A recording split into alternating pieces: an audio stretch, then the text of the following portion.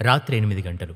వంట మనిషి హాట్ బాక్స్‌లో పెట్టిబడిన పరోటాల్ని ప్లేట్‌లో వేసుకుని బంగాళదుంప, బఠానీలు కలిపి వండిన కూర వడ్డించుకుని టీవీలో తెలుగు వార్తలు వింటూ మెల్లగా తింటూ ఉన్నాను. కూర రుచిగా ఉంది. మంచి వంట మనిషి దొరకడం నా అదృష్టం. పెళ్ళై 2 పిల్లలున్నా తప్పించుకోలేని దిక్కుమాలిన ట్రాన్స్‌ఫర్‌ల వల్ల బలవంతపు బ్యాచిలర్ జీవితం గడుపుతున్నవాణ్ణి. 10 నెలల క్రితం మేనేజర్‌గా ప్రమోషన్ ఇచ్చి నాగ్పూర్‌లోని సివిల్ లైన్స్‌లో ఉన్న స్టేట్ బ్యాంక్ బ్రాంచికి బదిలీ చేశారు. హైదరాబాద్ నుంచి భార్య పిల్లల్ని తోడు తీసుకెళ్లలేని పరిస్థితి. మా 2 అమ్మాయిలు లిఖిత, శోభిత. పెద్దమ్మాయి ఇంటర్ ఫస్ట్ ఇయర్లో, రెండోది 10వ తరగతి. పిల్లల చదువులు దెబ్బతింటాయన్న ఉద్దేశంతో హైదరాబాద్లోని పిల్లల్ని చూసుకుంటూ ఉండిపోతానంది తేజస్వి. అందుకే నేనొక్కనే నాగ్పూర్కి మకాం మార్చక తప్పలేదు. బ్యాంక్ క్వార్టర్స్లో నివాసం. వంట మనిషి ఉదయం వచ్చి అల్పాహారంతో పాటు లంచ్ కూడా చేసి క్యారేజ్ కట్టిస్తుంది. మళ్ళా సాయంత్రం వచ్చి 7 గంటల లోపల డిన్నర్ తయారు చేసి హాట్ బాక్సులో పెట్టి వెళ్ళిపోతుంది. అంతా సౌకర్యవంతంగానే ఉంది. భార్య పిల్లలు దూరంగా ఉన్నారన్న బాధ తప్ప ఇబ్బందేం లేదు. మరో 2 ఏళ్లు కళ్ళు మూసుకుంటే మళ్ళా హైదరాబాద్కి ట్రాన్స్ఫర్ పెట్టుకోవచ్చు. హైదరాబాద్లో 20 ఏళ్ల యువతి హత్య అనే వార్త వినపడగానే ఉలిక్కిపడి ఆ వార్త మీద దృష్టి పెట్టాను. నల్లకుంటలో నివాసం ఉంటున్న ఓ వ్యాపారి ఇంట్లోకి అర్ధరాత్రి ఒక ఆగంతకుడు ప్రవేశించి కత్తితో వ్యాపారి భార్యను బెదిరించి ఆమెను గదిలో బంధించి పక్క గదిలో నిద్రిస్తున్న ఆమె 20 ఏళ్ల కూతుర్ని హత్య చేసి ఇంట్లో ఉన్న డబ్బు నగల్ని దోచుకుని పారిపోయాడు. హత్య చేయడానికి ముందు మానభంగం చేసి ఉంటాడని పోలీసులు అనుమానిస్తున్నారు. వ్యాపార నిమిత్తం ఇంటి యజమాని బెంగళూరు వెళ్లాడని, ఇంట్లో ఆడవాళ్లిద్దరే ఉన్నారని గ్రహించి ఆగంతకుడు దోపిడీకి పాల్పడి ఉంటాడని పోలీసులు భావిస్తున్నారు. నెల క్రితం ఓ ఇంట్లో 30 ఏళ్ల యువతిని మానభంగం చేసి హత్య చేసిన వ్యక్తే ఈ దుర్మార్గానికి పాల్పడి ఉంటాడని ప్రాథమిక ఆధారాల్ని బట్టి నిర్ధారణకొచ్చారు. హంతకుడు ఒంటరిగా ఉన్న ఆడవాళ్లనే లక్ష్యంగా చేసుకుంటాడని, హైదరాబాద్ పరిసరాల్లోనే సంచరిస్తూ ఉండొచ్చని అందరూ అప్రమత్తంగా ఉండాలని పోలీస్ కమిషనర్ హెచ్చరిక జారీ చేశారు అనేది వార్త సారాంశం. అది పూర్తిగా న్యూస్ ఛానల్ కాబట్టి అదే వార్తను రకరకాల విజువల్స్తో పదే పదే ప్రసారం చేస్తున్నారు. నా భార్య, టీనేజ్లో ఉన్న కూతుళ్ళు గుర్తొచ్చి భయమేసింది. అలా జరగదని నాకు నేను సర్ది చెప్పుకోవడానికి ప్రయత్నిస్తున్న సమయంలోనే ఫోన్ మోగింది. నా భార్య, మీరు వెంటనే హైదరాబాద్కు వచ్చేయండి అంది. ఆమె గొంతు భయంతో వణకడం స్పష్టంగా తెలుస్తోంది. తను భయపడుతోంది ఆ వార్త గురించే అని తెలిసిన నిర్ధారణ కోసం ఏమైంది అన్నాను. టీవీలో 20 ఏళ్ల అమ్మాయి హత్యకు సంబంధించిన వార్త వినలేదా? విన్నాను. విని కూడా చెలించకుండా ఎలా ఉన్నారండి? ఎంత భయమేస్తోందో. వయసులో ఉన్న 2 ఆడపిల్లలు. వీళ్ళని ఎలా కాపాడుకోవాలో అర్థం కావడం లేదండి. మీరు వచ్చేయండి. ఉద్యోగానికి లాంగ్ లీవ్ పెట్టి వచ్చేయండి. మీరు పక్కనుంటే ధైర్యంగా ఉంటుంది. మగవాళ్ళు లేని ఇళ్లనే వెతుకుని దోపిడీకి పాల్పడుతున్నట్ట ఆ దుర్మార్గుడు. ఇంట్లో దొరికిన నగలో డబ్బులో ఎత్తికెళ్ళక ఆడపిల్లని పాడు చేసి చంపేయడం ఎందుకు చేస్తున్నాడు? వాడు మాన్యాక్ అని నా అనుమానం. ప్రమాదకరమైన ఉన్మాది. మీరేం చేస్తారో నాకు తెలియదు. రేపు సాయంత్రానికల్లా మీరు ఇంట్లో ఉండాలి. తేజస్వి ఏడుస్తోంది. ఆమెను ఎలా ఓదార్చాలో అర్థం కాలేదు. మగవాళ్ళు లేని ఇళ్ళు హైదరాబాద్ మహానగరంలో వేలలో ఉంటాయి. పెళ్ళాం పిల్లల్ని పోషించడం కోసం మగవాళ్ళు దుబాయ్కో, సౌదీకో వెళ్లిన కుటుంబాలు ఓల్డ్ సిటీలో ఎన్ని ఉంటాయో ఆలోచించు. రోజూ ఏవో పనుల మీద పక్కూరుకో, పక్క రాష్ట్రానికో ఎంతమంది వెళ్ళడం లేదు?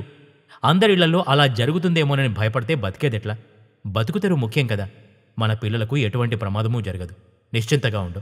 అలా జరగదని ఎలా చెప్పగలం? జరిగే అవకాశం ఉందిగా. బతుకు తెరువు కన్నా పిల్లల మాన ప్రాణాలు ముఖ్యం కదండి. సెలవు ఇవ్వనంటే వాలంటరీ రిటైర్మెంట్ తీసుకోండి. రిటైర్మెంట్ బెనిఫిట్స్తో ఏదైనా వ్యాపారం పెట్టుకుని బతుకుదాం. నా మాటిని వచ్చేయండి. ఉద్యోగం వదిలేస్తే 2 ఆడపిల్లల చదువులు, పెళ్లిళ్ళు సవ్యంగా జరిపించడం సాధ్యమా? పిచ్చిగా ఆలోచించకు. రోడ్డు మీద పోతుంటే ఎవరికో యాక్సిడెంట్ జరిగిందని బయటికెళ్ళటం మానేస్తామా? పోలీసులు ఆ హంతకుని తొందరలోనే పట్టుకుంటారు. అంతా మంచి జరుగుతుంది. పాజిటివ్గా ఎందుకు ఆలోచించవు? కొద్దిగా చిరాగ్గా అన్నాను. పక్కనే తాజ్పాము ఉందని తెలిసి కూడా పాజిటివ్గా ఎలా ఆలోచించమంటారు? నా చేత కాదు. నా పిల్లల క్షేమం కోరుకునే తల్లిని. మీరు వాళ్ళ చదువులు, పెళ్లిళ్ళ గురించి ఆలోచిస్తున్నారు. మొదట ఆ రాక్షసుడి చేతికి చిక్కకుండా వాళ్ళని ఎలా కాపాడుకోవాలని నేను ఆలోచిస్తున్నాను. వాళ్ళు బతికుంటే కదండి చదువులు, పెళ్లిళ్ళు. బోర్మని ఏడ్చింది. ఆమె చాలా భయపడిపోయిందని అర్థమైంది. సరే, రేపు ఉదయమే బయలుదేరి వచ్చేస్తాను. ఏడవకు, ధైర్యంగా ఉండు.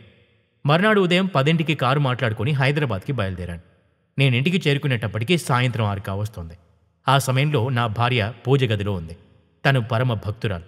ఉదయం అరగంట, సాయంత్రం మరో అరగంట పూజ చేయటం ఆమె దినచర్యల్లో ముఖ్యమైన భాగం. పూజ గది నిండా చాలామంది దేవుళ్ల విగ్రహాలు, ఫోటోలు ఉంటాయి. నేను హేతువాదిని. దేవుళ్ల విషయంలో నాకు, తేజస్వికి ఎన్నిసార్లు గొడవలయ్యాయో. లేని దేవుణ్ణి పూజించడం వల్ల ఏం ప్రయోజనం? సమయం వృధా తప్ప అంటాను. లేడని మీరెలా చెప్పగలరు? దేవుడున్నాడు అంటుంది తను. ఉంటే చూపించు అంటాను. ఉన్నాడని మీ వంటి నాస్తికుల ముందు నిరూపించాల్సిన అవసరం నాకు లేదు. నేను నమ్ముతున్నాను.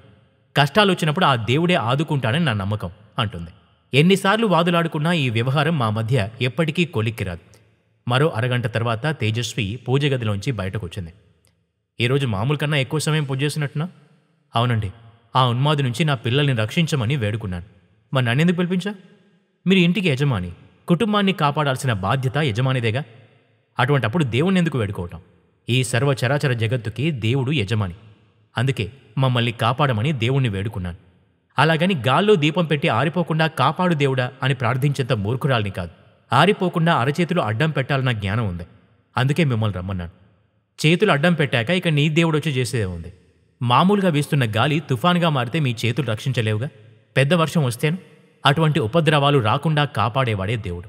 దేవుడు లేడంటే నమ్మవేం అన్నాను కోపంగా. ఉన్నాడు. నన్ను నా కుటుంబాన్ని రక్షిస్తాడు. ఆ నమ్మకమే నాకు కొండంత బలం. వాదన వల్ల ప్రయోజనం లేదని అర్థమైంది. భార్యాపిల్లల రక్షణ కోసం ఏం చెయ్యాలా అని ఆలోచించాను. ఇంట్లో ఇంటి చుట్టూతా సీసీ కెమెరాలు పెట్టడం మంచిదని ఓ స్నేహితుడు సలహా ఇవ్వడంతో హాలు, వసారా, మెట్లు, మెయిన్ గేటు ముందున్న స్థలం కనిపించేలా సీసీ కెమెరాలు పెట్టించి టీవీతో పాటు నా మొబైల్ ఫోన్లో కూడా కనపడేలా ఏర్పాటు చేసుకున్నాను. సీసీ కెమెరాల వల్ల ఏంటి ఉపయోగం? ఆ ఉన్మాదిని రాకుండా అడ్డుకోలేవుగా. ఘోరం జరిగాక వాణ్ణి పట్టివ్వడానికి పనికొస్తాయేమో. నాకు నా పిల్లలకు ఏ ప్రమాదము రాకుండా చూడమని కదా చెప్పాను. మీరు సెలవైనా పెట్టండి, లేదా ఉద్యోగమైనా వదిలేయండి. మంకు పట్టు కూర్చుంది. మా పెద్దన్న కొడుకు హైటెక్ సిటీలో సాఫ్ట్వేర్ కంపెనీలో పనిచేస్తున్నాడు. ఇంకా పెళ్లి కాలేదు. వాణ్ణి రోజు మార్చి రోజు ఇంటికొచ్చి యోగక్షేమాలు కనుక్కుంటూ ఉండమని, రోజు ఫోన్ చేస్తూ ఉండమని చెప్పాను. ఆ ఏర్పాటు కూడా తేజస్వికి నచ్చలేదు. ఆ రేపిస్ట్ గాడు రాత్రిపూట కదా వస్తాడు. అక్కడెక్కడో మాదాపూర్లో ఉన్న మీ అన్న కొడుకు ఏం చేయగలడు? ఫోన్ చేస్తే అతను రావడానికి ఎంత సమయం పడుతుంది? ఈ లోపల జరగాల్సిన ఘోరాలన్నీ జరిగిపోతాయి కదండి. ప్రమోషన్ వచ్చి 10 నెలలు కూడా కాలేదు. లాంగ్ లీవ్ ఇవ్వరు తేజు. అర్థం చేసుకోవెందుకు అన్నాను అన్నయంగా. ఉద్యోగం కన్నా పిల్లల క్షేమం ముఖ్యమని మీరెందుకు అర్థం చేసుకోవడం లేదు? పిల్లల కోసమేగా అంత దూరం వెళ్ళి ఒంటరిగా ఉంటూ ఉద్యోగం చేస్తున్నాను. వాళ్ల చదువులకు పెళ్లిళ్లకు డబ్బులు సంపాదించడం అవసరం కదా. ఆ విషయం నాకు తెలుసు. నేను చదువుకున్నదాన్ని. ఇక్కడే మనిద్దరం ఏదైనా పని వెతుకుందాం, లేదా బ్యాంకు నుంచి లోన్ తీసుకుని ఏదైనా బిజినెస్ పెడదాం. డబ్బులు సంపాదించాలంటే ఉద్యోగం ఒకటే మార్గం కాదుగా. తేజు, ఆ ఉన్మాది సమస్య తాత్కాలికమైంది. త్వరలోనే పరిష్కారం అయిపోతుంది. పోలీసులు పట్టుకుంటారు, న్యాయస్థానాలు శిక్ష విధిస్తాయి. దానికోసం 60 ఏళ్లు వచ్చే వరకు ఆర్థికంగా ఆదుకునే బ్యాంకు ఉద్యోగాన్ని వదులుకోవటం విజ్ఞత కాదు. నచ్చజెప్పే ధోరణిలో అన్నాను. పోలీసులు వాడిని పట్టుకునే లోపల మన ఇంట్లో జరబడ్డాన్ని గ్యారంటీ ఇవ్వండి, మీరెళ్ళి మీ ఉద్యోగం చేసుకోండి. నేను అభ్యంతర పెట్టాను. రాత్రి భోజనాల తర్వాత పిల్లల్ని కూర్చోబెట్టి పరిస్థితి వివరించాను. అమ్మ భయంలో కూడా అర్థం ఉందిగా నాన్న అంది లిఖిత. అలాగని నాన్నని ఉద్యోగం మానేసి ఇంట్లో కాపలాగా ఉండమంటాం కూడా భావ్యం కాదుగా. ఒకవేళ నాన్న మనతో ఉన్నా ఆ దుర్మార్గుడెవడో చేతిలో కత్తి పట్టుకుని వస్తే నాన్నైనా ఏం చేయగలడు? నాన్న సీసీ కెమెరాలు పెట్టించాడుగా. ఎవరైనా ఇంట్లోకి చొరబడ్డానికి ప్రయత్నిస్తున్నట్టు కనిపిస్తే పోలీసులకు ఫోన్ చేస్తే సరి, పావుగంటలో పోలీసులు వచ్చేస్తారు. చిన్న కూతురు శోభిత. తేజస్వికి, లిఖితకు చాలాసేపు సర్ది చెప్పాక నేను నాగ్పూర్ వెళ్లి ఉద్యోగ బాధ్యతలు నిర్వహించడానికి ఒప్పుకున్నారు. మరో 2 రోజులు భార్యాబిడ్డలతో గడిపి నాగ్పూర్ చేరుకున్నాను. అయినా పనిలో మనసు లగ్నం కావడం లేదు. అశాంతిగా అలజడిగా ఉంటుంది. శోభిత అన్న మాటలే గుర్తొస్తున్నాయి. నిజమే కదా. ఇంట్లో యజమాని ఉన్నంత మాత్రాన ఆ ఉన్మాది చేతిలో కత్తి ఉంటే ఎదుర్కోగలడా? జీవితం సినిమా కాదు. హీరోలా ఫైట్ చేసి వాడి చేతిలోని కత్తిని ఎగరగొట్టి వాణ్ణి బంధించి పోలీసులకు అప్పగించడానికి. నేను నాగ్పూర్కు తిరిగొచ్చి 10 రోజులు కూడా పూర్తయి ఉండవు. ఆ ఉన్మాది మరో ఇంట్లో జొరబడి ఇంటి యజమాన్ని పొడిచి చంపేశాడని, అతని భార్యని, కూతుర్ని మానభంగం చేసి వాళ్లని కూడా దారుణంగా హత్య చేశాడని టీవీలో మరో వార్త. ఈసారి నేను కూడా చాలా భయపడ్డాను. తేజస్వి ఒత్తిడి కూడా బాగా పెరిగిపోయింది. నా చిన్న కూతురు శోభిత మాటల్లో నిజముందనిపించింది. మగవాడి ఇంట్లో ఉన్నంత మాత్రాన భార్యాబిడ్డల్ని ఉన్మాది నుంచి రక్షించుకోలేకపోవచ్చు. కానీ అతని చేతిలో రివాల్వర్ వంటి ఆయుధం ఉంటే తప్పకుండా రక్షించుకోగలడు. తుపాకీ పేల్చాలంటే మగవాడే అక్కర్లేదు.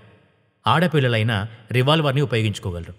ఒకవేళ ఉన్మాదిని కాల్చి చంపినా ఆత్మరక్షణ కోసం కాబట్టి వాళ్ల మీద కేసేమీ ఉండదు. శుక్రవారం గురునానక్ జయంతి కావడంతో బ్యాంకుకి సెలవు. వరుసగా 3 రోజులు సెలవులుండడంతో హైదరాబాద్ చేరుకున్నాను.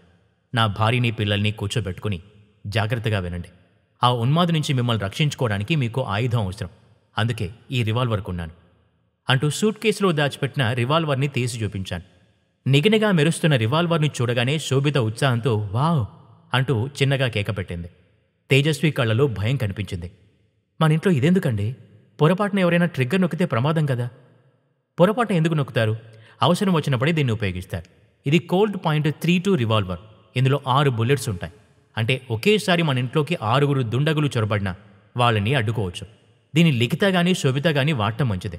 ఎలా వాడాలో నేను నేర్పుతాను. అడ్డుకోవడం అంటే కాల్చి చంపడమా? అది కూడా హత్య కదండి. ఆ ఉన్మాది చేతిలో కత్తి మాత్రమే ఉంటుంది కదా. మన చేతిలో రివాల్వర్ చూడగానే మొదట భయపడతాడు. భయపడి పారిపోకుండా ముందుకొచ్చాడనుకో, వాడి కుడి భుజానికి గురిచేసి కాలిస్తే కత్తి కింద పడిపోతుంది.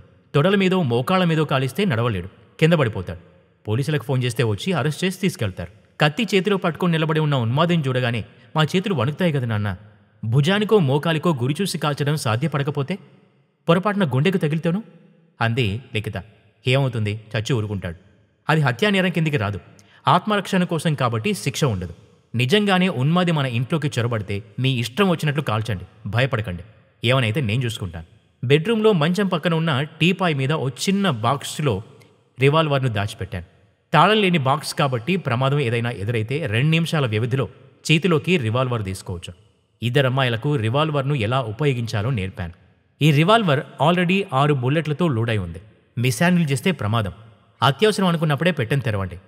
పిల్లలిద్దరికీ చెప్పాను. తిరిగి నాగ్పూర్ వెళ్ళిపోయాను. తేజస్వి ఆ ఉన్మాదిని తలుచుకుని భయపడటం మానేసింది.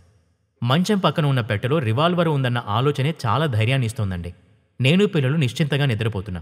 ఒకవేళ ఆ దుర్మార్గుడెవడో ఇంట్లోకి దూరినా వాడి వల్ల మాకేమీ ప్రమాదం ఉండదన్న ధైర్యం, వాడి కర్మకాలి వాడెవడో రావాలి, వాడి చావు మన పిల్లల చేతుల్లో మూడిందే అంటూ హాయిగా నవ్వుతోంది. శోభిత టీపాయ్ ఉన్నవైపు పడుకుంటుందట.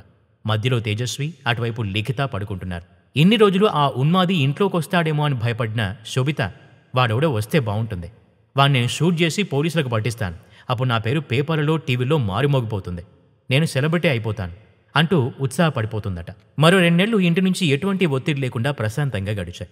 ఆ రోజు రాత్రి 8 గంటల వార్తలో హత్యలు మానభంగాలు చేస్తున్న ఉన్మాదిని పోలీసులు పట్టుకున్నారన్న వార్త ప్రసారమైంది. ప్రెస్ మీట్లో పోలీసు అధికారులు సదరు ఉన్మాదిని చూపిస్తూ వివరాలు చెప్తున్నారు. ఊహించినట్టే తేజస్వి నుంచి ఫోన్ వచ్చింది. హమ్మయ్య, ఆ దుర్మార్గుడు పోలీసులకు దొరికిపోయాడండి. పీడా విరగడైంది. వాడికి తప్పకుండా ఉరిశిక్ష పడుతుంది. అలాంటి వాళ్ళు భూమికి బరువు. అదే వాడికి సరైన శిక్ష ఉత్సాహంగా చెప్తోంది. పొదల్లో పొంచి ఉన్న క్రూర మృగమేదో వేటగాడి వల్లో చిక్కినంత సంబరం కలిగింది నాకు. ఆ వారాంతంలో 2 రోజులు సెలవు పెట్టి హైదరాబాద్ వెళ్ళాను. తిరిగి నాగ్పూర్ వెళ్లాల్సిన రోజు ముగ్గురిని రివాల్వర్ ఉంచిన గదిలోకి పిలిచి చెప్పాను. ఇక దీంతో మీకు అవసరం లేదు, నేను తీసుకెళ్ళిపోతాను. వాళ్లకు ఓ నిజం చెప్పకుండా దాచిపెట్టినందుకు లోపల గిల్టీగా ఉంది. అది బొమ్మ రివాల్వర్. సినిమా షూటింగ్లో వాడే రకంది. పైకి అచ్చం పోలీసులు వాడే రివాల్వర్ లాగే కనిపిస్తుంది. కానీ లోపల నిజమైన బుల్లెట్స్ ఉండవు. పేల్చినప్పుడు ఢామ్ అంటూ శబ్దం వస్తుంది. దాంతోపాటు పొగ కూడా కనిపిస్తుంది. పక్షుల్ని, చిన్న చిన్న జంతువుల్ని భయపెట్టడానికి పనికొచ్చే గన్. నేను అసలు సిసలైన రివాల్వర్ కోసమే ప్రయత్నించాను. దానికి బోలెడు తతంగం ఉందని తెలిసిందే. మొదట మా ప్రాణాలకు ప్రమాదం ఉందని రుజువులు చూపించారట. తర్వాత ఎస్పీ గారి ముందు ఇంటర్వ్యూకి హాజరు కావాలట. నాకేమైనా క్రిమినల్ యాక్టివిటీస్తో సంబంధం ఉందేమోనని ఎంక్వైరీ చేస్తారట. నా మానసిక స్థితిలో హింసా ప్రవృత్తి లేదని నిర్ధారించుకుంటారట. ఇదంతా పూర్తయి లైసెన్స్ చేతికొచ్చి రివాల్వర్ కొనటానికి ఎంత లేదన్నా 3 నెలల పైనే పడుతుందట. అందుకే బొమ్మ రివాల్వర్ కొనాల్సి వచ్చింది. నా వాళ్లను మోసం చేయాలన్న ఉద్దేశం ఏ కోసానా లేదు. ఆగంతుకుడెవరైనా దాన్ని చూసి నిజమైన రివాల్వర్ అనుకుని భయపడతాడన్న నమ్మకం. నా వాళ్లకు హాని తలపెట్టకుండా వెళ్ళిపోతాడన్న నమ్మకం. ఏదేమైనా నా భార్యాపిల్లలకు ఏ హాని జరగలేదు. ఈ బొమ్మ పిస్తోలు ఇచ్చిన ధైర్యంతోనే నిశ్చింతగా ఉన్నారు. ఎప్పుడైనా లోపల బుల్లెట్స్ ఉన్నాయో లేవో చెక్ చేశారా? లేదు నాన్న, ఆ అవసరం ఎందుకు వస్తుంది అంది శోభిత. ఒకవేళ నేను బుల్లెట్స్ లోడ్ చేయటం మర్చిపోయి ఉంటేనో? అలా నువ్వెప్పటికీ చేయవు. నువ్వు చెప్పావుగా 6 బుల్లెట్స్ లోడ్ అయి ఉన్నాయని. నీ మీద మాకు నమ్మకం ఉంది నాన్న అంది లిఖిత. నేను తేజస్వి వైపు తిరిగి నువ్వేమంటావు అన్నాను. చాలండి పరాచకాలు. మా ప్రాణాలు కాపాడడం కోసం తెచ్చిపోయిన రివాల్వర్ కదా, అనుమానం ఎందుకు వస్తుంది? నేను రివాల్వర్ గురించి మాట్లాడటం లేదు తేజు. ఒకవేళ లోపల బుల్లెట్స్ పెట్టడం మర్చిపోయి ఉంటేనో? మీకు మాట చెప్పనా, అందులో బుల్లెట్స్ ఉన్నాయో లేవో అన్న అనుమానం మాకు రాలేదు. చెక్ చేయాల్సిన అవసరం ఏమీ కనిపించలేదు. కానీ అందులో బుల్లెట్స్ ఉన్నాయన్న నమ్మకం మాకు కొండంత బలాన్నిచ్చిందండి. ప్రమాదం ఏదైనా ముంచుకొస్తే మాకు రక్షణ కల్పిస్తుందన్న నమ్మకం, మమ్మల్ని కాపాడుతుందన్న నమ్మకంతో గుండెల మీద చేతులుంచుకుని హాయిగా నిద్రపోయాం తెలుసా. ఆ తర్వాత నేనెప్పుడూ తేజస్వి చేస్తున్న పూజల్ని కానీ, దేవుడున్నాడన్న తన నమ్మకాన్ని కానీ, ఆపద సమయంలో దేవుడు ఆదుకుంటాడన్న ఆమె ధైర్యాన్ని కానీ ప్రశ్నించలేదు.